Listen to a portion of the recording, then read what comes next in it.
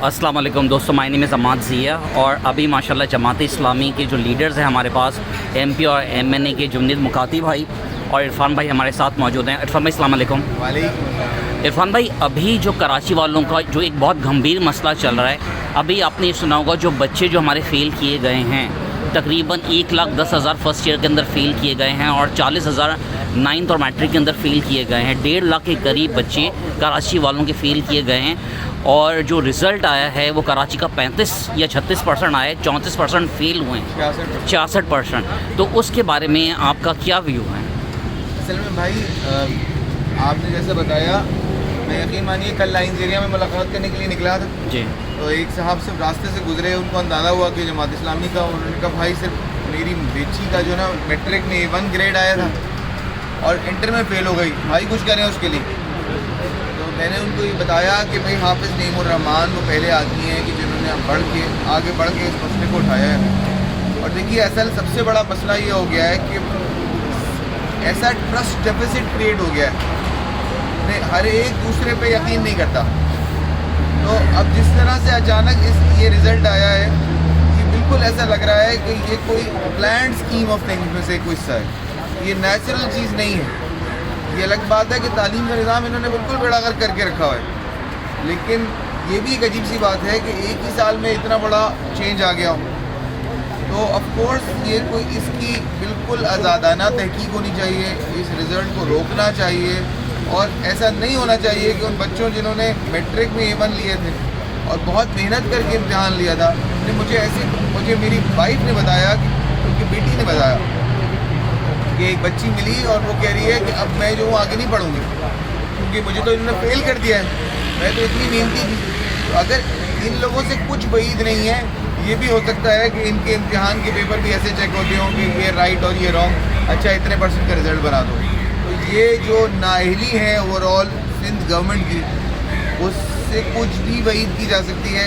इस जमात इस्लामी, पूरी जमात इस्लामी, मैं हूँ, जुनैद मुकाती साहब हों या हाफिज़ नईमुर रहमान है, सब ने एक ही मुतालबा किया है कि इस रिज़ल्ट की आज़ादाना तहकीक की जाए और इसको रीच हो जाए। इरफान भाई, कल एक न्यूज़ आई है अखबार में और शाम में मेरे पास आई है कि जो शाह साहब हैं, कोई जो चेयरमैन बोर्ड है मैट्रिक बोर्ड, उन्होंने कहा है कि जो मशीन चेकिंग की होती है, नंबर चेकिंग की, बेसिकली उसका टाइपो एरर था कि वो 2 नंबर के बजाय उसने 1 नंबर काउंट किया, यानी 72 थे तो उसने 7 को पिक कर लिया, 2 को पिक नहीं किया।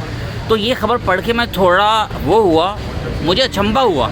उन्होंने कहा दोबारा रिज़ल्ट होगा इसका, हम दोबारा इसको वो करेंगे, मगर अगर टाइपो एरर होगा तो वो पूरी मशीन का एक साथ नहीं होगा, 100% का। मेरे पास कोई टाइपराइटर है, उसके अंदर मशीन के अंदर एरर आएगा, वो तो 100 के 100% के साथ एक साथ आएगा या नहीं आएगा।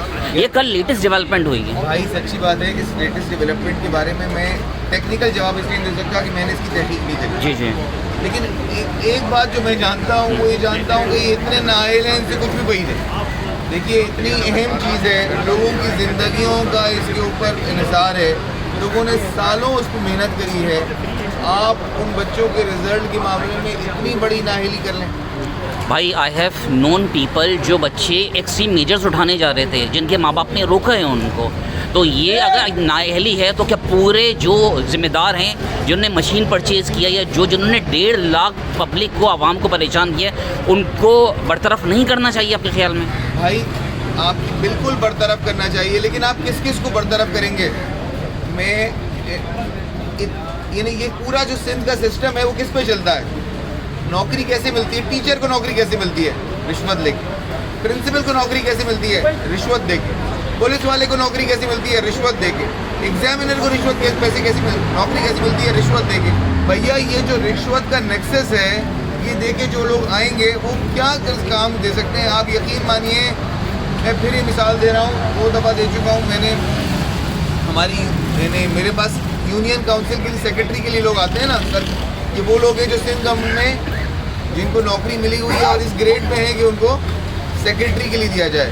तो मैंने उन साहब से ये कहा कि भाई हमें कोई जो आपका पास से बंदा आ रहा है, ना उसको लिखना आता है, ना कुछ प्रॉपर लिख सकता है, ना प्रॉपर पढ़ सकता है, कोई एक खत प्रॉपर नहीं लिख सकता, आधे घंटे में भी टूटा फूटा अपना नाम शाम लिख सकता है। मैंने कहा भाई ऐसे आदमी से मैं क्या काम लूँगा? तो मुझे जवाब देने वाले ने बताया कि भाई मेरे टाउन में 650 आदमी हैं, 650 के 650 में से एक आदमी मुझे दिखा दे जो लिख पढ़ सकता सही हूँ। बात। तो जब इतने नाअहल लोग हर जगह भर्ती होंगे, अब ये सोचिए कि मैट्रिक पास इंटर पास आदमी होगा, वो PhD का पेपर टेस्ट कर रहा हो, चेक कर रहा होगा, ऐसा कैसे हो सकता है?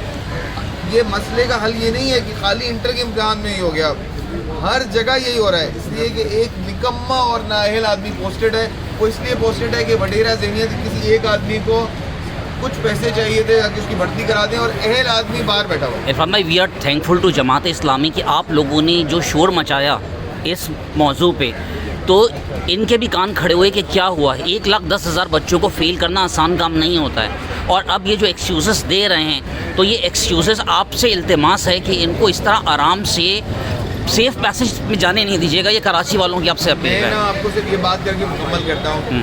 जुनेद भाई सूबाई असेंबली से कैंडिडेट, जी जी 31,000 करोड़ रुपए का बजट है 2023-2024 का तालीम के नाम। मुझे ये बताइए, अगर जमात इस्लामी की जुनेद मुकाती साहब वज़ीर तालीम हुए, तो आप क्या समझते हैं कि हमारे बच्चों के साथ क्या हो?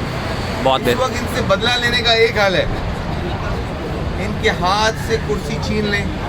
ये वो मछलियाँ हैं जो सिर्फ इक़्तिदार की अंदर पानी में रह सकती हैं, जैसे ही बाहर निकलते हैं ये हड़बड़ाने लगेंगी, और ये जो है ना ये रह नहीं सकते, इनको मुल्क से बाहर जाना पड़ता है। तो ये इनको मुल्क से बाहर ले जाने का एक ही तरीका है कि इनके हाथ से इक़्तिदार छीन। So nice. PDM की पूरी जमातों से, हर एक से इक़्तिदार छीन लें, ये खुद ही जो है ना मुल्क छोड़ के चले जाएँ। थैंक यू, बहुत शुक्रिया।